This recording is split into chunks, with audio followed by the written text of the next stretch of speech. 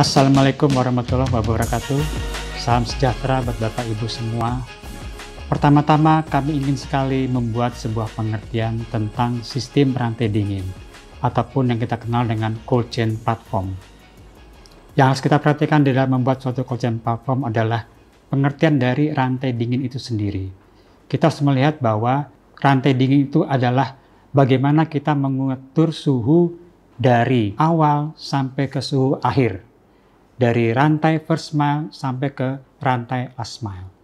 Dan siapa saja yang terlibat? Yang pertama adalah di rantai first mile, itu kita lihat ada yang namanya produsen, ada yang namanya supplier, ada yang namanya distributor. Nah, inilah yang harus kita buat pengertian bahwa mereka di sini harus mengerti apa itu rantai dingin yang ada di rantai hulu mereka. Kemudian yang kedua adalah bagaimana kita memonitor suhu di middle mile. Siapa saja yang terlibat di middle mile? Pertama adalah food processors atau yang memproses makanan ataupun minuman yang membutuhkan kontrol suhu. Kemudian ada yang disebut transportasi, transporter. Siapa saja yang bisa mengangkut dari supplier ke processed food ataupun dari supplier ke penyimpanan sementara. Inilah yang disebut namanya middle mile. Kemudian yang terakhir adalah di rantai last mile. Siapa saja yang terlibat di rantai last mile? Pertama adalah retailer, market, pasar. Kemudian ada restoran. Kemudian ada lagi hotel. Ada lagi yang terakhir adalah end users atau konsumen terakhir. Nah, dari sinilah kita membuat suatu mata rantai di mana terkoneksi dengan baik. One by one kita lihat lagi adalah per jenis produk.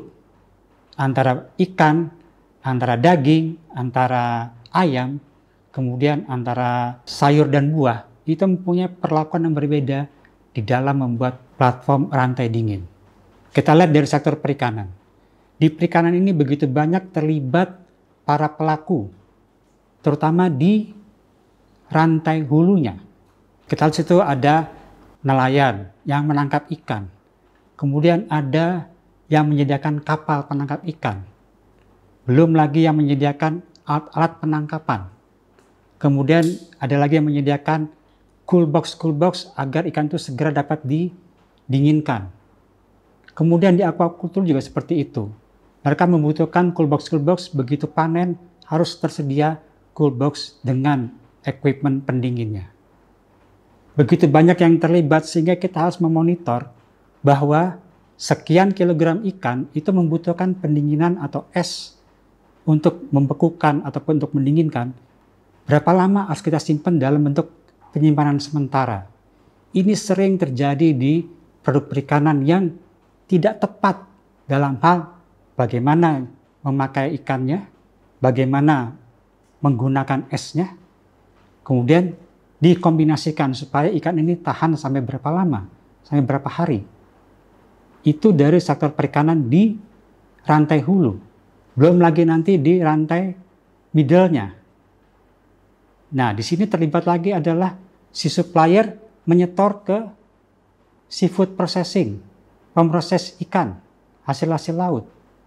Bagaimana bisa mereka memonitor suhu yang dari hasil tangkapan sampai ke pabrik pengolahan. Nah, di sini dibutuhkanlah konektivitas atau digitalisasi. Nah, dari proses pengolahan ini disambung lagi ke penyimpanan. Penyimpanan ini nanti disambung lagi ke retailer, ke pasar. Dan semua harus terdigitalisasi dengan baik. Nah, inilah yang kita perhatikan di sektor perikanan. Begitu banyak yang terlibat para pemangku kepentingan di sini. Kemudian di sektor ayam, mulai dari pemotongan ayam, kita harus memberikan hasil potong yang bagus, ya, yang halal. Kemudian dari situ kita proses berupa karkas yang membutuhkan sanitasi yang begitu ketat dan juga monitoring suhu yang begitu ketat. Dari situ kita menyimpan. Dari menyimpan, kembali lagi kita ke pasar, ke retailer. bisa ke fresh market atau pasar becek, bisa ke supermarket atau retailer lainnya. Ini tidak mudah dalam hal mengontrol suhu kalau tidak terdigitalisasi dengan baik. Kemudian di sektor daging sapi, sama seperti daging ayam, membutuhkan penanganan yang kurang lebih sama dengan rumah potong hewannya, harus higienis. Di dairy foods juga seperti itu, dairy products juga sama. Nah, kita harus melihat bagaimana semua produk ini kok harus didinginkan sih? Apa sih penyebabnya? Penyebabnya adalah suhu dan bakteri. Karena bakteri ini erat kaitannya dengan suhu, besaran temperatur. Kita ketahui bahwa suhu di antara 5 sampai 60 derajat Celcius itu bakteri akan berkembang biak atau tumbuh pesat berlipat ganda. Jadi kalau kita mendinginkan ikan di antara 5 sampai 60 derajat Celcius, katakanlah 5 sampai suhu ruangan 25 derajat Celcius, dalam 4 jam ikan itu sebenarnya sudah tidak layak makan. Kenapa kita harus mendinginkan harus di bawah 5 derajat? Yang paling aman untuk penyimpanan sementara adalah 0 sampai 5 derajat. Nah, hal-hal seperti inilah yang perlu kita buat mindset bahwa yang namanya fresh product itu harus suhu di bawah 5, tidak bisa di atas 5. Kalau di atas 5 itu kalau di luar negeri dikatakan adalah hot products. Produk panas. Karena cuma tahan 4 jam di outlet. Berbeda dengan sayur dan buah. Karena dia masih bernapas. Karena dia waktu dipanen, dia tidak dalam kondisi yang matangnya prima. Tapi dia masih bisa disimpan misalkan seminggu. Seperti itu, buah. Tapi kalau dia mau disimpan lama, nah ini perlu perlakuan. Jadi kita bisa membuat 2 jenis temperatur. Pertama adalah temperatur frozen. Yang kedua adalah temperatur chiller. Frozen itu berarti harus minus, yaitu minus 25 yang biasa digunakan sampai minus 15. Chiller itu mulai dari minus 15 sampai plus 5, itu chiller. Di atas 5 itu dapat dikatakan suhu ambien atau suhu air conditioner. Nah, ini harus kita buat mindset kita bahwa produk kita harus ditempatkan di mana nih, di suhu berapa nih produk kita.